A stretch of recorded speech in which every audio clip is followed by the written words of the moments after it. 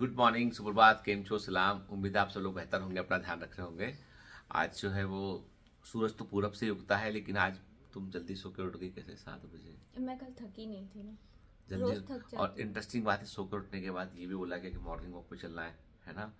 तो तुम्हें पता है ओशो कहता है कि इंसान को तभी सो के उठना चाहिए जब बॉडी को लगे कि अब उठना नहीं, तो बॉडी को परेशान करने का क्या मतलब है? मतलब हम तो When you don't feel like getting up, you should not getting up. कितना क्लियर लाइफ के कितने साफ फंडे हैं कि मतलब तो इसमें से कई लोग ऐसे हैं जो सोते रह जाएंगे कि वो ऐसा नहीं होता है। बॉडी का एक रिदम होता है, लेकिन बहुत जैसे जो पुराने कॉन्सेप्ट्स हैं उसमें बॉडी को तकलीफ दो, परेशान करो, वो सब कॉन्सेप्ट अच्छे नहीं है। हम तो हमेशा सुबह कंफर्ट में रहना चाहिए। हम तो सुबह 4:30-5 बजे उठ रहे हैं आजकल, 5 बजे। तो तुम्हें वो पसंद होगा तभी उठ रहे हो। अगर किसी को पसंद नहीं है तो वो क्यों उठेगा? मुझे नहीं पसंद है। अच्छा ठीक है। मतलब कितनी लाइफ सॉर्टेड है कि जब मैं सो के उठ रहा तब उठ रहे हैं बैठ के, लेकिन लोगों को क्लास भी जाना होता है, पढ़ाई भी करनी थी, ऑफिस जाना होता है। हाँ ठीक है, तो तब तो फिर उठना ही होता है ना। जब ऑफिस तो हम भी जाते हैं, ऐसा थोड़ी ना है कि ऑफिस नहीं जाते, लेकिन ऑफिस तो 10 बजे चालू होता है ना।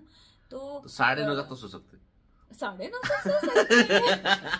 9:30 तक सो सकते तो उसमें बुरा क्या है? नहीं, बुरा कुछ नहीं है। हम लोग के आश्चर्यजनक है, हम लोग के लिए शरीर को कष्ट देके कुछ नहीं करने का। Love yourself. ठीक है। When you love yourself, then only you can love others. कितने clear. First you need to be soft. हाँ देखो, आपको है ना, आज आपको इसलिए मैंने कहा कि मॉर्निंग मोटिवेशन में आज ना साक्षात भारती को लेके आते हैं, है ना? क्योंकि किससे तो इनको पता है, बहुत सारे हैं तुम्हारे, है ना? अच्छा। तो कोई ज्ञान की बात बताओ। हम तो ज्ञान से परिपूर्ण, हमको ज्ञान की बरसात ही यही जो होती है। ओहो।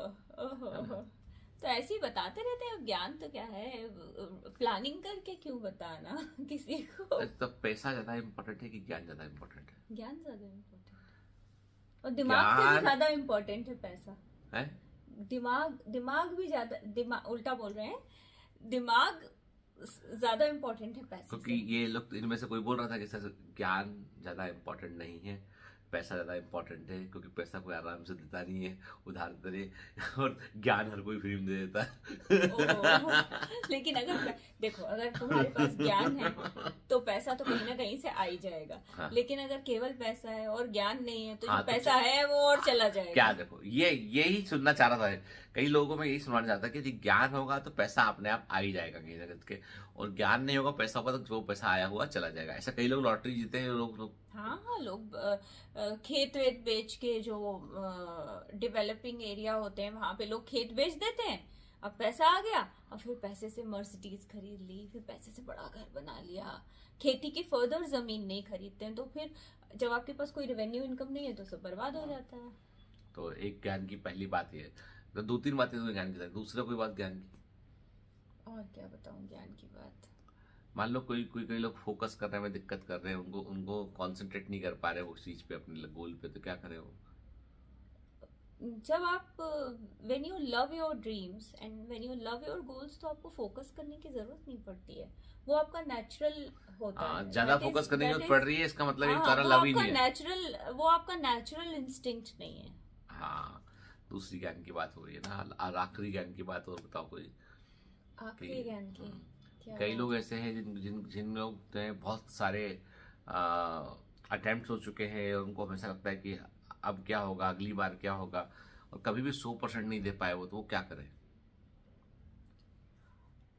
यार ये तो पर्सन टू पर्सन डिपेंड करता है, लेकिन जब तक आप पूरी कोशिश नहीं करेंगे अपने गोल को पाने की या कॉम्पिटिटिव एग्जाम को क्लियर करने की, तो वो तो मतलब फिर कैसे हो पाएगा ना।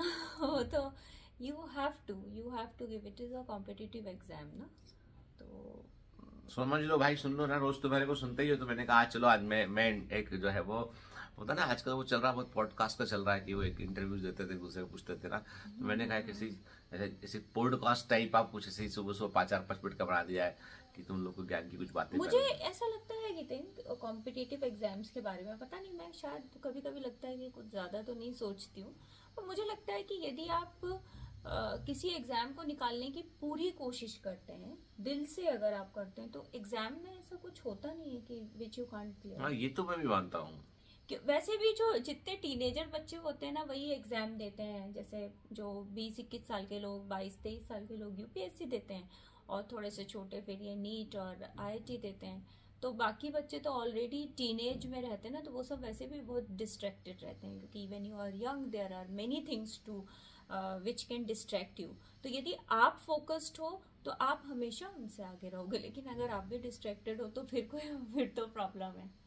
पर टीनेज में और यंग एज में, जैसे आज सुबह हम लोग बात कर रहे थे ना कि बहुत यंग क्रिकेटर्स होते हैं जो 12, 13, 14 साल की उम्र में बहुत अच्छा कर लेते हैं, तो then they get lots of money.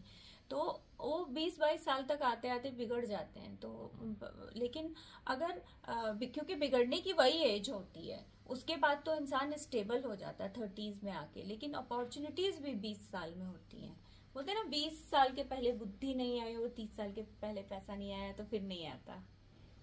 ये बात सही है कि ना, कि जो है अर्ली एजेस में आपको अपॉर्चुनिटी भी ज्यादा मिलेंगी और डिस्ट्रैक्शन भी ज्यादा मिलेंगे, और वहीं से तभी तो लाइफ की। लेकिन आप ये भी सोचिए कि जो डिस्ट्रैक्शन आपके सामने है वो दूसरों के भी सामने है। हाँ, दूसरों से आगे निकलना है तो दूसरों से आगे निकलना है तो आपके लिए आसान है आगे निकलना, क्योंकि अदर्स आर ऑल्सो डिस्ट्रैक्टेड। 40 साल की उम्र में, 35 साल की उम्र में फिर दूसरे से आगे निकलने में बहुत डबल मेहनत करनी पड़ेगी, क्योंकि वो सामने वाला भी डिस्ट्रैक्टेड नहीं है, वो कोई डिस्ट्रैक्टेड नहीं, हर आदमी फोकस होकर काम कर रहा है। जब सब फोकस होकर काम कर रहे हैं ना, तो वैसे में आपको आगे निकलने के लिए बहुत एक्स्ट्रा माइल जाना पड़ता है आपको।